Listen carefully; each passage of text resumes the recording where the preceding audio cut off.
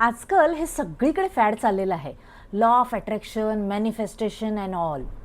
मनात फक्त पॉझिटिव्ह इच्छा प्रकट करा, बघा तुमची मनासारखी कामं व्हायला लागतात की नाही. तुम्ही म्हणाल बोलणं सोपं आहे, पण प्रत्यक्षरित्या आमच्या पुढ्यात असलेल्या अडचणी काय स्वस्थ बसू देतात आम्हाला?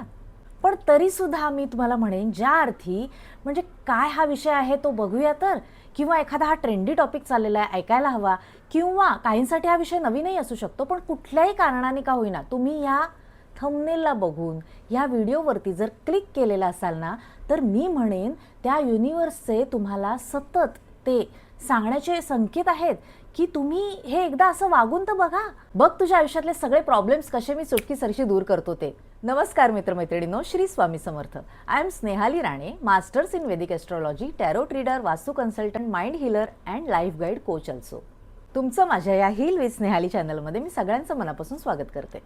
मला मान्य आहे, लोक म्हणतात पॉझिटिव्ह विचार करा, पॉझिटिव्ह विचार करा, म्हणजे तुम्हाला हवं तसं मनासारखं सगळं पॉझिटिव्ह व्हायला सुरुवात होईल. अहो, पण ज्यांच्या डोक्यावरती ऑलरेडी एवढ्या जबाबदाऱ्या आहेत, ज्यांच्या पुढ्यात एवढे प्रॉब्लेम्स आहेत, किंवा त्यांना आपापलं टेन्शन पडलेलं आहे, त्यांना ही फेक पॉझिटिव्हिटी दाखवणं कसं शक्य आहे? ॲक्च्युली ना, लॉ ऑफ अट्रॅक्शन म्हणजे सतत आपल्याला हव्या असलेल्या गोष्टी मनामध्ये आणून त्याबद्दल आशावादी राहून हॅपी राहणं असं नाही, तर त्या आयुष्यातल्या अडचणींच्या, त्या प्रॉब्लेम्समधल्या केऑसमध्ये राहून सुद्धा आपलं माइंड स्टेबल ठेवण्याची किंवा त्याला योग्य दिशेने मार्ग दाखवण्याची एक मेंटली कला आहे. लॉ ऑफ अट्रॅक्शनचा सर्वात मोठा गैरसमज म्हणजे तुम्हाला हवं त्याचा फक्त विचार करा आणि सगळं हवं ते मिळवा, असं नाही. तुमचं माइंड, तुमचे इमोशन्स, तुमच्या हॅबिट्स म्हणजे सवयी आणि तुमचं कर्म, हे चारही जेव्हा एका दिशेने जायला सुरुवात होते, तेव्हाच ते तुमचं खरं मॅनिफेस्टेशन सुरू होतं. लॉ ऑफ अट्रॅक्शन म्हणजे फक्त तुमच्या मनाची समजूत काढण्यासाठी नाही, किंवा तुम्हाला रियालिटीपासून दूर नेण्याचंही ते काम करत नाही. तर मी म्हणेन, त्या रियालिटीच्या प्रेशरमध्ये असताना सुद्धा तुमच्या स्वतःच्या आतली जी एनर्जी आहे ती तुटू न देण्याचा खरा उद्देश असतो त्यामागचा. प्रत्येक वेळेला तुमची कामं न होण्यामागे फक्त काही तुमच्या वाईट नशिबाचाच भाग नसतो, तर तुम्ही त्या कामाला घेऊन स्वतः किती पॉझिटिव्ह आहात, त्या कामाबद्दल तुम्ही किती पॉझिटिव्ह विचार करताय, तुमचा त्यावरती किती विश्वास आहे, तुमची त्यामागची भावना, कोणत्या पद्धतीची व्हायब्रेशन्स तुमची त्या कामाप्रती निघतायत, ह्यावर सगळं डिपेंड असतं. कारण कृतीपेक्षा मनातल्या भावना असतात त्या युनिवर्सपर्यंत पटकन पोहोचतात, मग त्या कोणाही प्रती असो. युनिवर्सला फक्त एनर्जी, इमोशन्स, भावना, व्हायब्रेशन्स ह्याचीच भाषा कळते. मग जर तुम्ही हसऱ्या तोंडाने पण मनातल्या मनात गिल्ट फील करून, किंवा मनातल्या मनात त्या कामाबद्दल डाऊट निर्माण करून, किंवा शंका मनात घेऊन जर तुम्ही ते काम करत असाल, तर युनिवर्सचं त्या कामाकडे लक्ष जात नाही, तर त्यामागची तुमची जी भावना आहे ना, तो ती कॅच करतो आणि तुम्ही जे त्याला दाखवता तेच तो तुम्हाला पुन्हा आणून देतो. म्हणजेच त्या पद्धतीच्या घटना आणखीन तुमच्या आयुष्यात पाठवतो. युनिवर्स हा काही एक स्पिरिच्युअल शब्द नाही. सायन्समध्ये प्रत्येक गोष्ट ही एक एनर्जी आहे असं सांगितलं गेलेलं आहे. आपले थॉट्स, फिलिंग्स, इमोशन्स यांची ना एक फ्रिक्वेन्सी असते. सोप्या भाषेत सांगायचं झालं ना, तर एखाद्या ठराविक वेळेत एखादी घटना वारंवार किती वेळा घडते त्याला वारंवारता असं म्हणतात. सायन्समध्ये एका सेकंदामध्ये होणाऱ्या त्या कंपन, स्पंदन, व्हायब्रेशन्स किंवा त्या लहरींना, त्याच्या संख्येला फ्रिक्वेन्सी असं म्हणतात. म्हणजेच जर तुम्ही एखाद्या गोष्टीला घेऊन सतत भीतीमध्ये जगत असाल, तर तुमच्या पुढ्यात आलेल्या ऑपॉर्च्युनिटीजसुद्धा तुम्हाला दिसणं बंद होऊन जातं. तेच जर तुमच्या मनात क्लिअरिटी, कॉन्फिडन्स आणि ग्रॅटिट्यूड असेल, तर त्या सबकॉन्शियस माइंडला त्याच फ्रिक्वेन्सीशी मॅच होणाऱ्या गोष्टी शोधाव्या लागतात. म्हणजे तुम्ही जशी भावना मनात आणाल, त्या भावनेशी निगडीत असलेल्याच गोष्टी तो आजूबाजूला शोधतो आणि तुमच्या पुढ्यात, तुमच्या आयुष्यात तो आणून ठेवतो. तशाच पद्धतीच्या ऑपॉर्च्युनिटीज तो तुम्हाला आणून द्यायला लागतो. मेंदूचा तो भाग जो तुम्ही एखाद्या त्याच गोष्टींवरती फोकस करायला लागलात, की त्याच गोष्टी तुमच्या आयुष्यात जास्त तुम्हाला दिसायला लागतात. फॉर एक्झाम्पल बघा ना, म्हणतात ना, की समजा एखादी गाडी घेण्याचा तुम्ही जर विचार करत असाल, तर त्या गाड्या तुम्हाला रस्त्यावरून जाताना जास्तीत जास्त सारख्याच दिसू लागतात. म्हणजे त्या याही आधी रस्त्यावरून धावतच होत्या, पण तुमच्या मनामध्ये, तुमच्या बॅक ऑफ द माइंडमध्ये कुठेतरी तो विचार तुम्ही एकदा करून ठेवलेला होतात, म्हणून त्याच गोष्टी तुम्हाला आता सारख्या आजूबाजूला दिसायला लागलेल्या असतात. म्हणजेच युनिवर्स काही अचानक मॅजिक वगैरे काही करत नाही, तर त्यामागे एक प्रोसेस असते.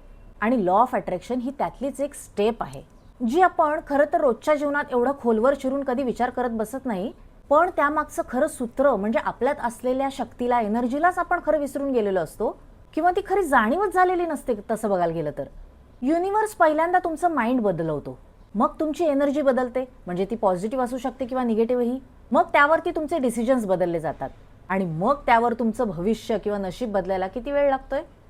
आता इथे खरं मोठं सिक्रेट आहे की फक्त तुम्ही इच्छा मनामध्ये आणूनच काही सगळं बदलत नाही, तर त्यामागे तुमची नियतही साफ असावी लागते. जर तुमची इच्छा इगो, कंपॅरिझन किंवा दुसऱ्याला हरवण्यासाठी अशी जर मनात असेल, तर तिथेच तुमची ती एनर्जी ब्लॉक होऊन जाते.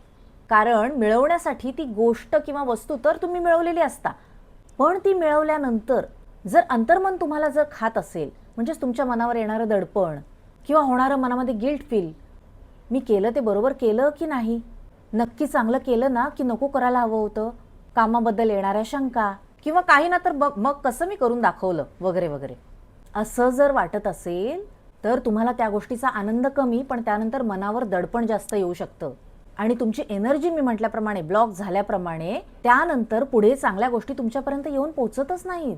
पण जेव्हा तुमचं इंटेन्शन प्युअर असतं ना, म्हणजे कोणाचंही वाईट न चिंतता तुम्ही तुमच्या चांगल्याचा जेव्हा विचार करता, तेव्हा एक वेगळीच युनिव्हर्सल शक्ती तुमच्या बाजूनी उभी राहते आणि तुम्हाला सपोर्ट देऊन तुमच्या मनातली इच्छा पूर्ण करते. ते असतं लॉ ऑफ अट्रॅक्शन. तुम्ही नोटीस केलंय का, कधी कधी योग्य व्यक्ती आपल्या आयुष्यात येणं, योग्य घटना आपल्या आयुष्यात घडणं किंवा योग्य संधी आपल्यासाठी अचानक समोरून उपलब्ध होणं, हे काही सगळेच कोइन्सिडन्स नसतात. कधी कधी त्यामागे एक अलाइनमेंट असते. तुम्ही नकळत त्याआधी कधीतरी मनातून त्या गोष्टीप्रती पॉझिटिव्ह सकारात्मक विचार करायला लागलेले असता, खूप काही इमॅजिन करायला लागले असता, म्हणूनच त्या गोष्टी अलाइन होऊन तुमच्या आयुष्यात पुढे येतात किंवा घडायला सुरुवात होते. जेव्हा तुमचे विचार, भावना आणि कृती हे तिन्हीही एकाच दिशेने वाहायला लागतात, तेव्हा तो युनिव्हर्स तुमच्या मनासारख्या घटना घडून आणायला तुम्हाला पुढे पुश करतो. पण एक लक्षात ठेवा, लॉ ऑफ अट्रॅक्शन म्हणजे पॉझिटिव्ह विचार करून होणाऱ्या कामाची वाट बघत बसणं नाही, तर त्यासाठी प्रत्यक्ष कृती करणंही आवश्यक असतं. मी म्हणेन हे कसं आहे माहिती आहे का, तर कमीत कमी फिजिकल स्ट्रगलमध्ये स्मार्ट एनर्जीनी काम करण्यासारखं आहे.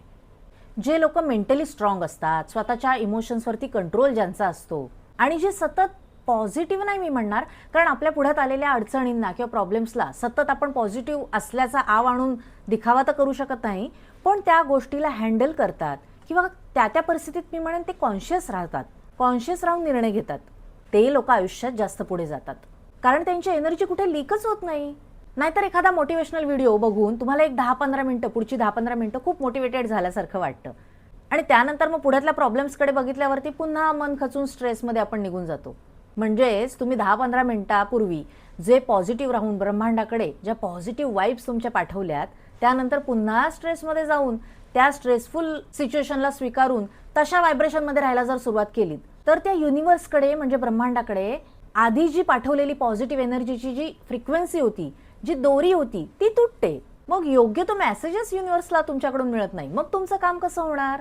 तुमच्या मनातल्या बदलत्या विचारांनुसार, भावनेनुसार बदलती व्हायब्रेशन्स जर तुम्ही युनिव्हर्सकडे पाठवलीत, तर तोही कन्फ्यूज झाल्याने तुमच्या पुढ्यात येणाऱ्या प्रत्येक कामामध्ये तुम्ही सुद्धा कन्फ्यूज व्हायला लागता.